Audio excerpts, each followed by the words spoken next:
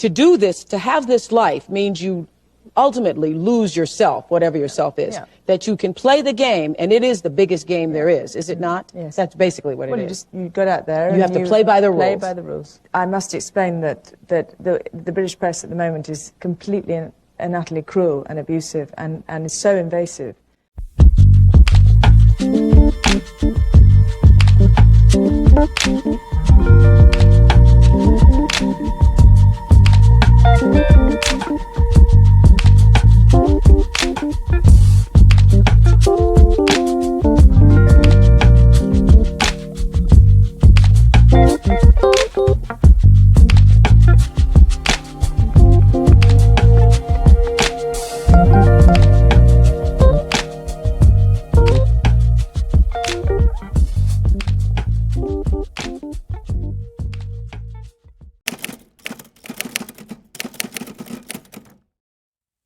Hey guys, I hope you're all doing well and that you had a great week. To all of my house guests, come in, make yourselves at home, make yourselves comfortable. If you're passing by and you'd like to become a house guest, don't forget to hit subscribe and activate all of your notifications. I'm Chez, this is Chez M0i. Welcome to my place.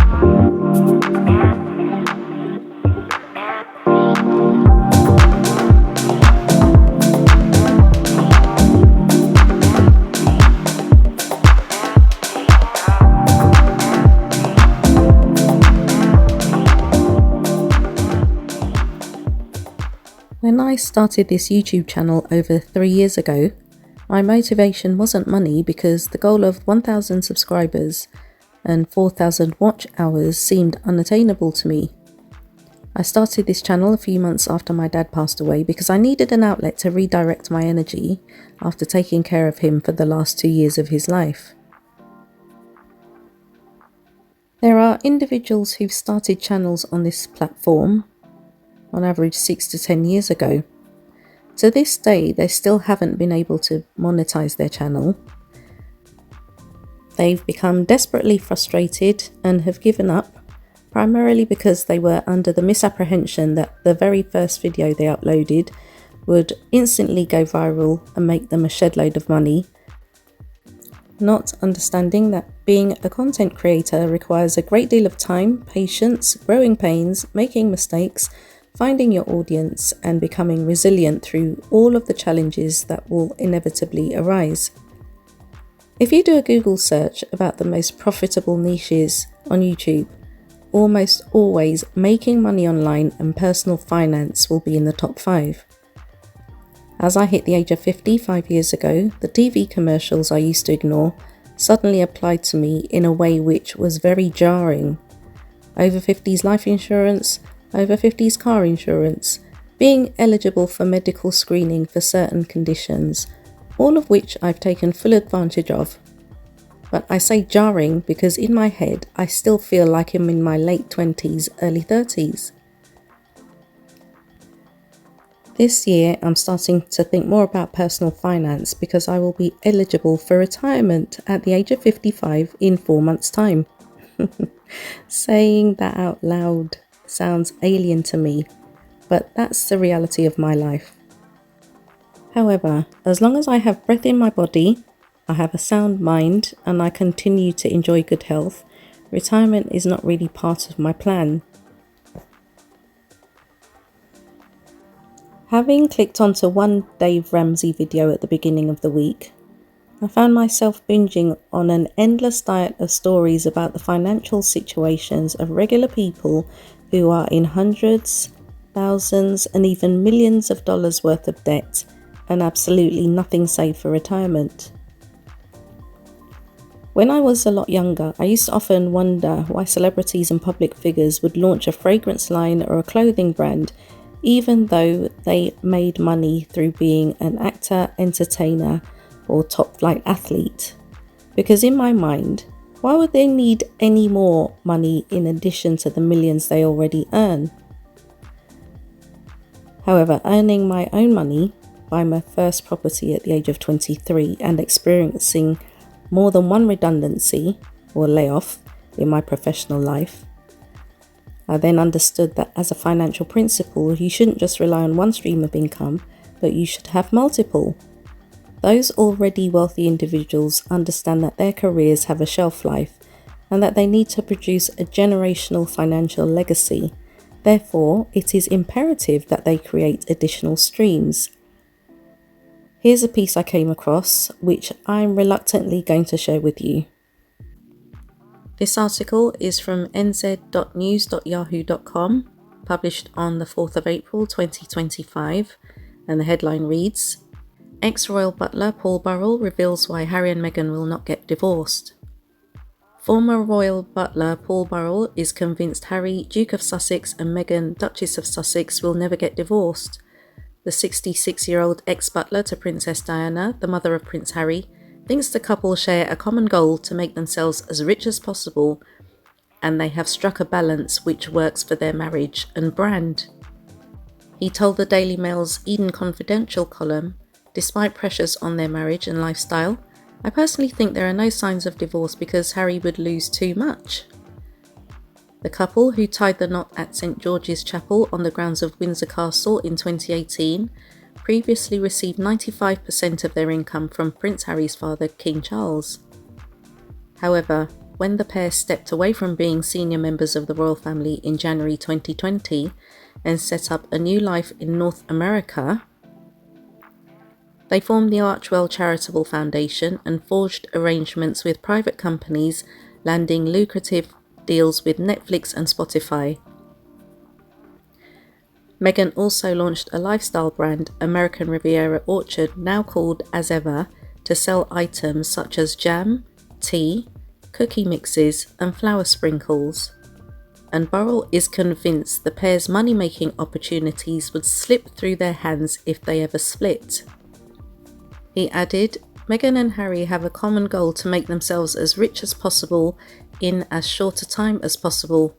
I think that balance works together for the sake of their brand, their marriage. Meghan unveiled the pricing for her new lifestyle brand on Wednesday, 2nd of April, with wildflower honey with honeycomb, selling for $28 and raspberry jam for $14, with flower sprinkles for $15. The collection, which also features shortbread and crepe mixes at $14 each, and herbal tea blends for $12, sold out when it launched in the US within 30 minutes. Meghan described the launch as a pivotal moment in her As Ever newsletter, highlighting the repurposable jam packaging. She said, Of course, you'll find the raspberry spread that started it all, presented in keepsake packaging that you can repurpose to tuck away love notes or special treasures, and to remember this pivotal moment with me. Think of it as our time capsule. I hope when you see what I've worked so hard to create, you're encouraged to know that whatever life brings, you can do it too. This is an extremely cynical view from a man who has made more money from the death of Princess Diana than he ever did as a royal servant. This is the same man who thought it was his right to harbour Diana's personal effects after her demise rather than pass them on to her children. This is the same man who monetised his cancer diagnosis and led everyone to believe that he had a secret message from Diana that he urgently needed to pass on to William and Harry before it was too late. As we can see, Paul Burrell is still here, and as far as we know, that message has never been delivered. This is the same man who looks for paid opportunities to speak about Diana's sons and their wives, even though they don't want anything to do with him. Paul Burrell may be a royal expert in terms of having worked in the royal household, but he is not an expert on Harry and Meghan. Essentially, he's judging them by the standard he set for himself, because he wants you to forget the fact that he divorced his wife, with whom he has 2 sons, to go off and marry his boyfriend, while monetizing the memory of his former employer. Had he done his research, Paul Burrell would have realised that Harry has made significant investments and he has helped Meghan to do the same. So even if they were to part, God forbid, Harry will be fine financially, Meghan will be fine financially, and their children will be fine financially.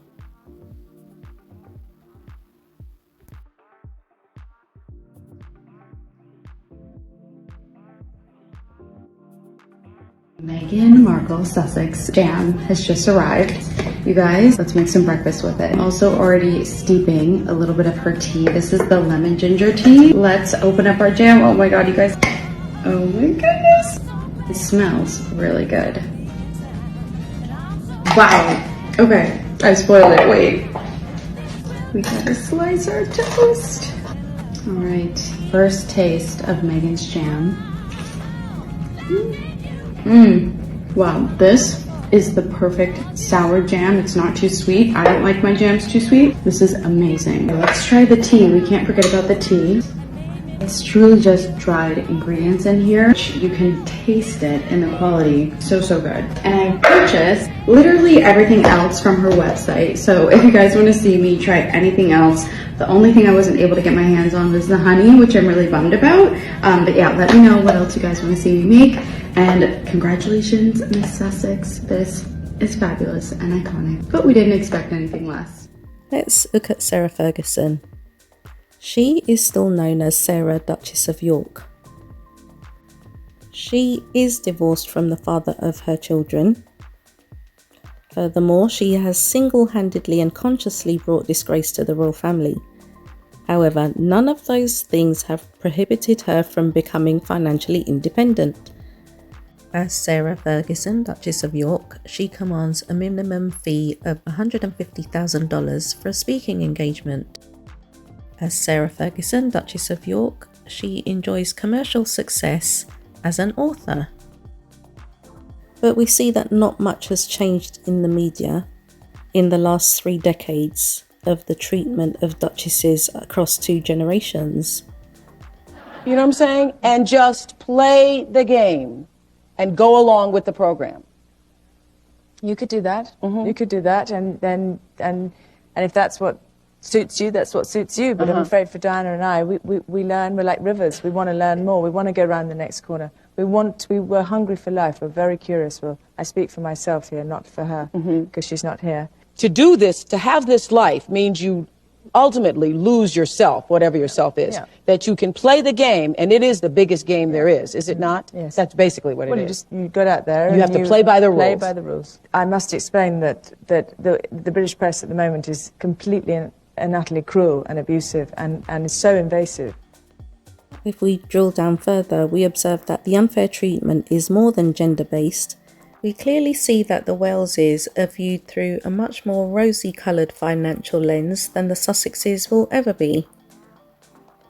Why is it acceptable for the next King of England to work the least number of days in a year at an hourly rate equivalent to £127,000 paid via public funds? Why is it acceptable for the British public to settle the bill of William's in-laws, a consequence of their failed business? Why have people forgotten about the unethical and immoral methods that Charles and William used to increase their already vast fortune? Why are the Sussexes never credited for making the decision to not be funded by the British taxpayer, but rather to be financially independent? Even in the charity sector, where Harry is not a novice and has worked diligently over the last 2 decades, using his platform to build awareness and raise funds, others are actively seeking to discredit him, seemingly because of their own financially focused agendas, and ultimately to destroy him and his family, who are deemed to be too influential.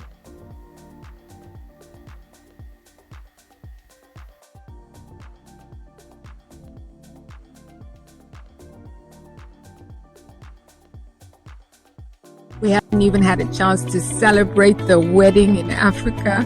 We haven't had an opportunity to just meet the kids. And so a lot of us are really looking forward to the opportunity to do so when the time comes. We have Netflix here filming the match. How exciting is that for the charity? It's a great platform and profile. The Netflix brand is globally recognized, and any opportunity to tell the story of M0i in the context of a global brand such as Netflix is obviously exciting for us.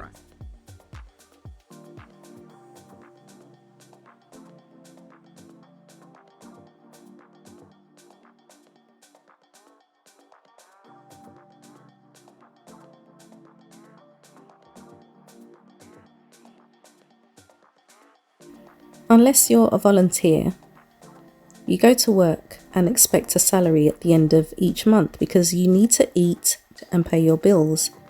If you dare to tell me that you work 9 to 5 every Monday to Friday because you absolutely love your job, do you absolutely love your job enough to work for free? What would your reaction be if your co-workers decided to get together, go to HR and express their displeasure at you being given a promotion, overtime, or even a pay rise? I'm sure you'd be absolutely horrified. But God help you if, as a result of you losing your job because of your malicious co-workers, you apply for government assistance. People in this country look down at those who claim welfare, generally classifying them as lazy, while at the same time looking up to the most prolific recipients of public funds in this nation. In this digital age, there are endless opportunities for people to utilize their creative skills and their positive personalities to generate an income. So I find it puzzling when certain people find it impossible that Meghan's products would completely sell out in less than an hour after launching her website. How is that difficult to believe when we have numerous examples of when she wears an item of clothing, it immediately brings attention to that brand and the item is sold out? If she does it for others, why is it not logical that the same would happen with her own brand? Anyway, let me conclude with a montage of happy people who only have positive things to say about Meghan's brand as ever and her Netflix show With Love, Meghan.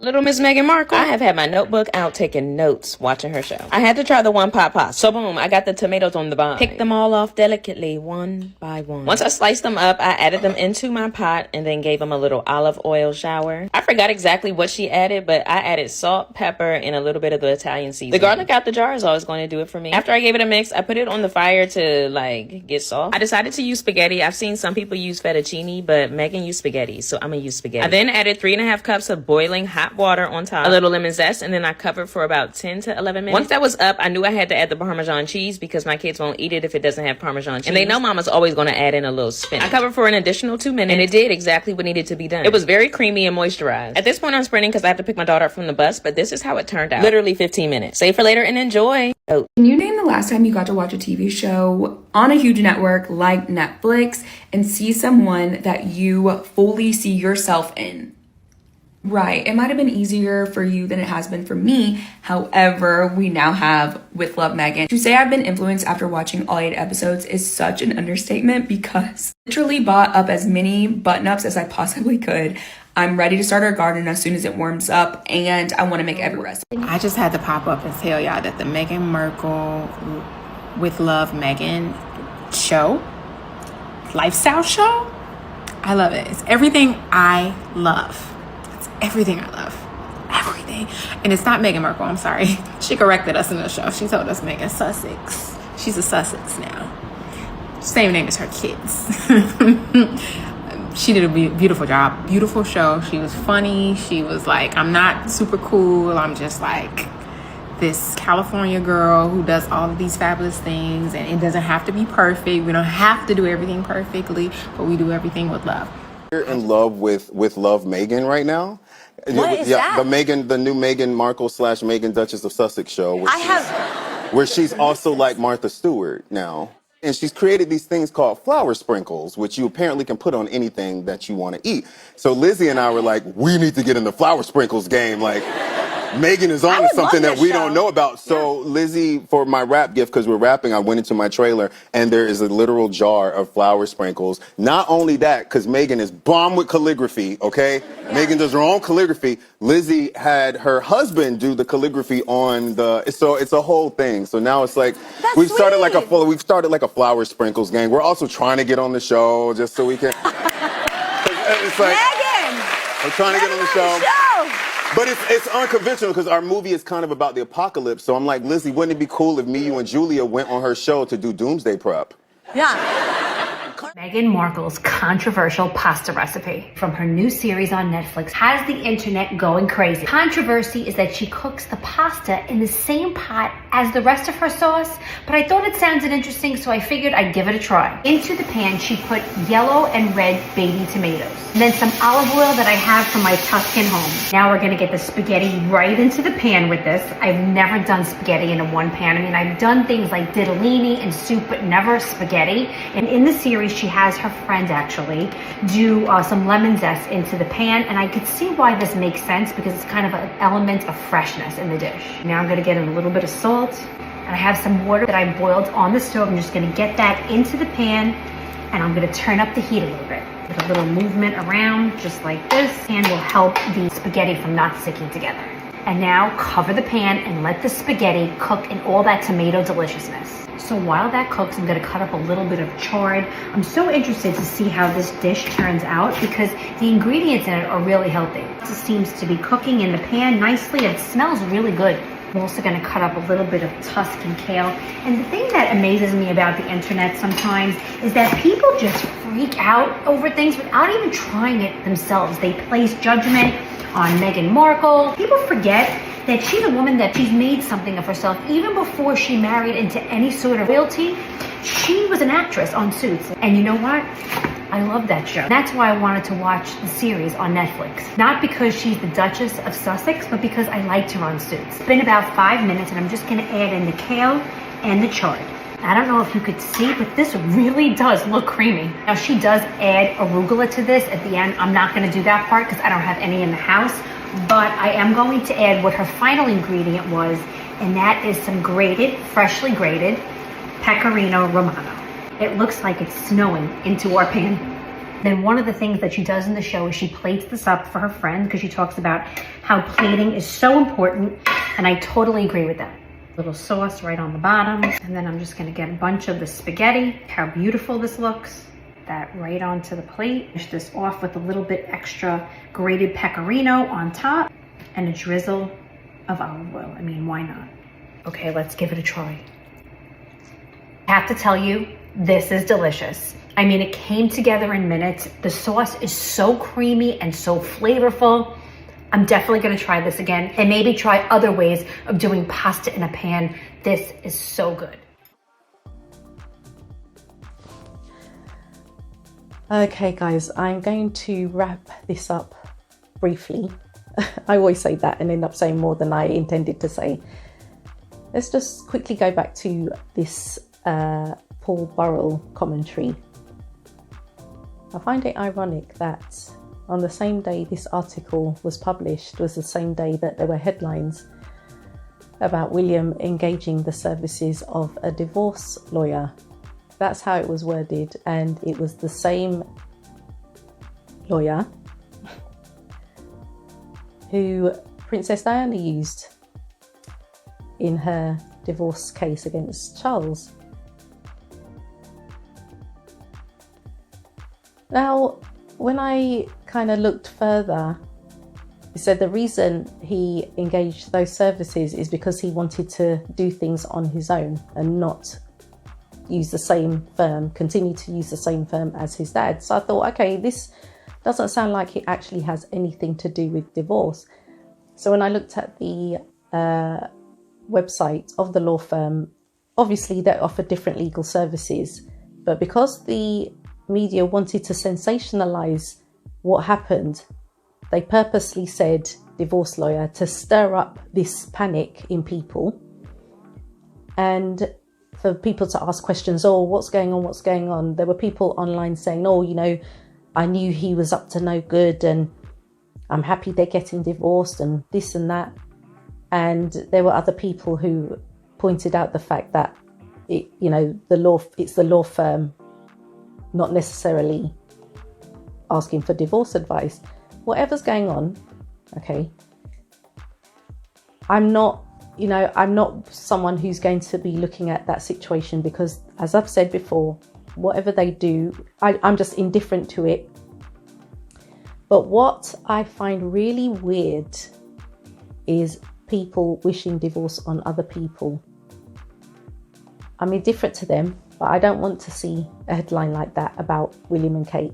Just like I don't want to see it about Harry and Meghan. If you knew how traumatic that life event was, if you've been through it yourself, you will understand how traumatic that can be. It's still like grieving. It's like you're going through a grieving process. Who wants to wish that on anyone? Unless you have a very vindictive and sadistic nature, you would never want anyone to go through that. If you've not gone through that and you don't know what it's like, then, you know, I don't know where your mind is. Maybe you do. But if you've gone through that and you still wish that on someone, you need psychological help. You need psychiatric help because, yeah. You know, when I saw that headline yesterday, I was like, what on earth has happened? As much as I don't have time for them, that's not something I wish on them. I'm going to be honest with you guys. That's not something I wish on them. I do not like to hear about other people getting divorced, whether I know them or not. Especially when there are children involved.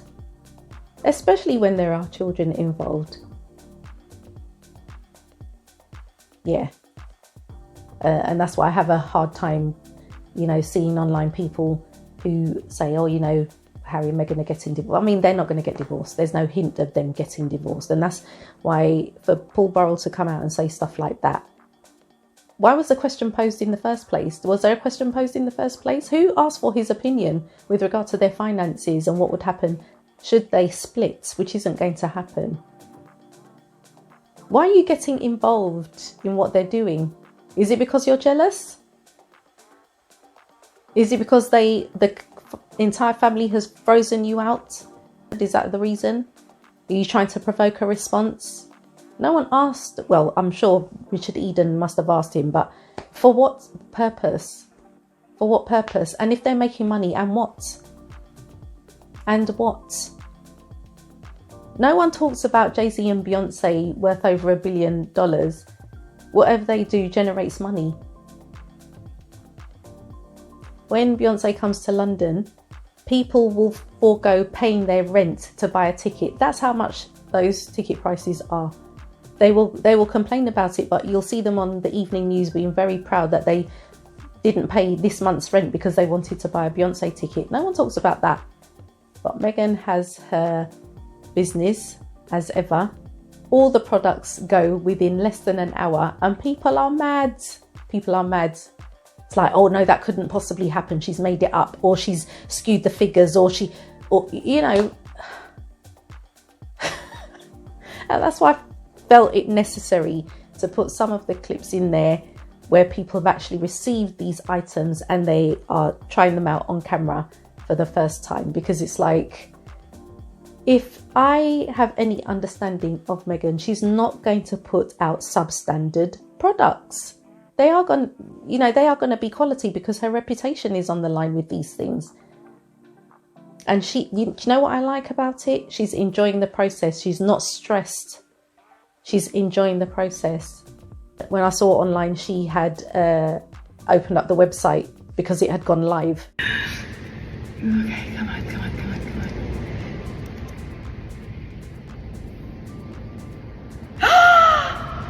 We're live! Oh my gosh. Yeah!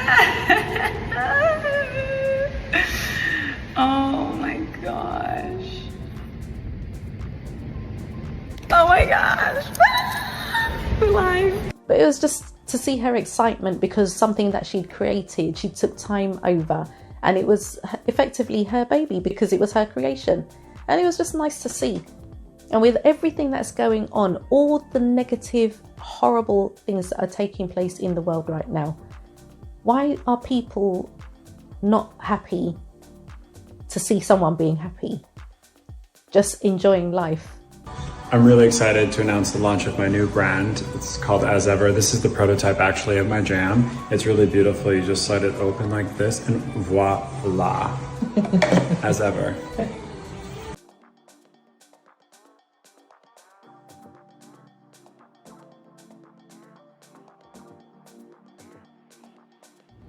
The passion fruit comes out. It's good without you. It's really good without. Because once you get to the bottom, it tastes all the banana. Is that a look of joy? I was like, and? I'm muted. Dun, dun, dun. My mom has nothing to say. I'll tell you when I'm done. If you don't want to buy her products, don't buy her products. She's not selling them in the UK anyway, so you don't have access to them unless you want to order them and get them shipped over.